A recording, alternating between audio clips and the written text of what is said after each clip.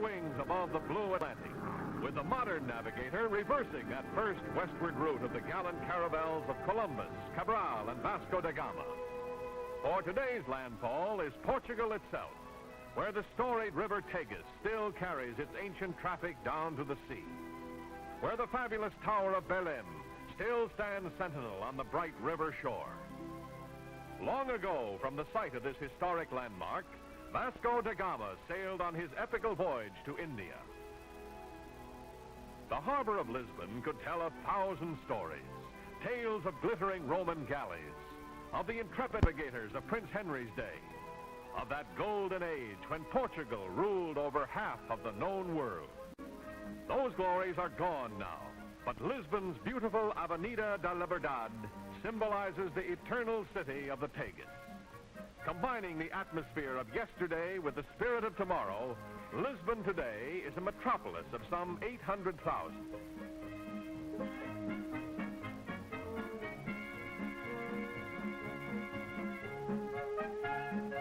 In the National Assembly are promulgated the principles that have made Portugal, with its 8 million people, an orderly and exceptionally clean nation, having raised health and living standards to an important degree.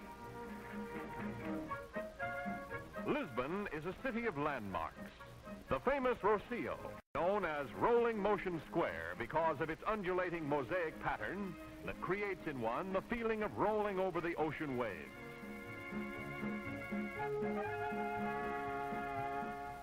This towering outdoor municipal elevator is another highly unusual spectacle, but one by Gustave Eiffel of Paris Tower fame. It has long conveyed the busy citizen from one level of his hilly city to another.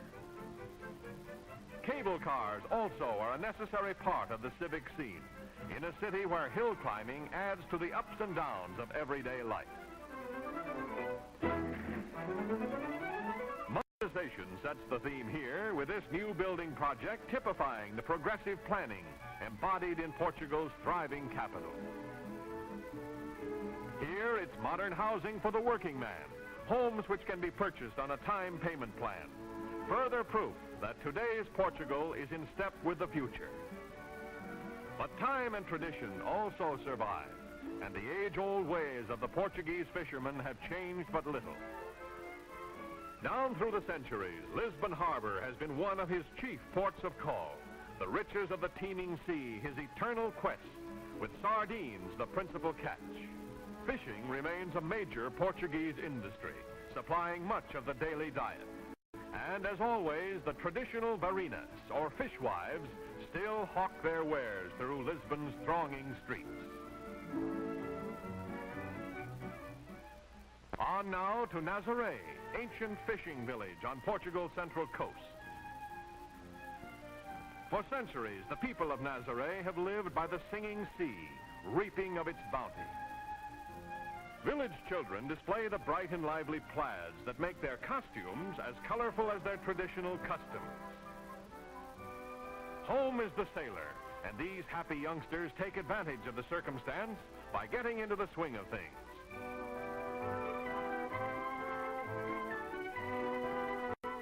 The village fish market presents a picture of activity, as varinas and housewives bargain for the catch.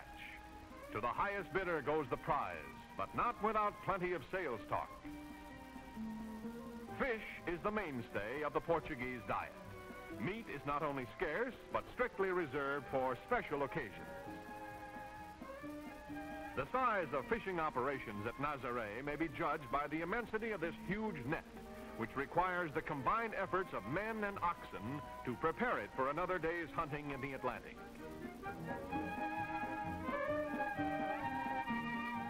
Putting the nets aboard is another laborious procedure, but these hardy fishermen faithfully follow the ways of the past. Now it's down to the sea in ships. This ancient Phoenician craft, with its grotesquely peaked prows, is particularly suited to Nazaré's harborless coast, where since time immemorial her fearless fishermen have braved the long rolling tide. What's wrong with this picture? Nothing. Not when that strongman act is done with Portuguese cork. In the central and southern provinces, the country's great cork forests cover some 1.5 million acres. The law decrees that cork oaks may be stripped only once in 9 years. Yet annually, these same forests provide more than 150,000 tons, the vast majority of which is exported to the markets of the world. Weighing but 1/4 as much as water, cork bark, with its compressibility and its insulating qualities, has long been used in the manufacture of innumerable products. And Portugal is the leader in the growth and processing of this valuable commodity. When it comes to windmills, Portugal has them by the hundreds. Don Quixote himself might well have tried his trusty lance on this creaking grain grinder. These clay pots whistle as the blades turn. If they cease whistling, the farmer knows his mill has stopped. It's still another part of Portugal, the paradox, ancient land of constant contrast. From the plains of the south to the Douro River country's northern mountains is a trip of only a few hours on Portugal's very efficient railway transportation system. Porto, city of the north, once the Portus Cale of the Romans, gave its name to Portugal and port wine. Second city of the nation, Porto truly portrays the contrasts of the centuries, combining a strictly modern outlook with the fascinating color of a decidedly historic atmosphere. But Porto's chief claim to distinction is wine, the famous port, which has made it the wine capital of the country. In the rich mountain terrain of the Douro River Valley rise the terraced vineyards which for centuries have fostered the wine of Portugal. Port is the name of a wine made solely from the grapes grown in the Douro Valley. Today, oddly enough, these healthy grapes owe their existence to American rootstock, imported in 1862 to replace the Portuguese vineyards which were destroyed by a ravaging parasite. Long ago, men of the wine country learned that music helps relieve the monotony of the back-breaking task of carrying the 130-pound baskets up the steep slopes. Following the bountiful harvest, the workers of the vineyards, on other seasons picking over, stage their traditional grape festival. Country music and country dancing out of long-remembered folklore. A quaint and picturesque bit of pantomime from the days of long ago.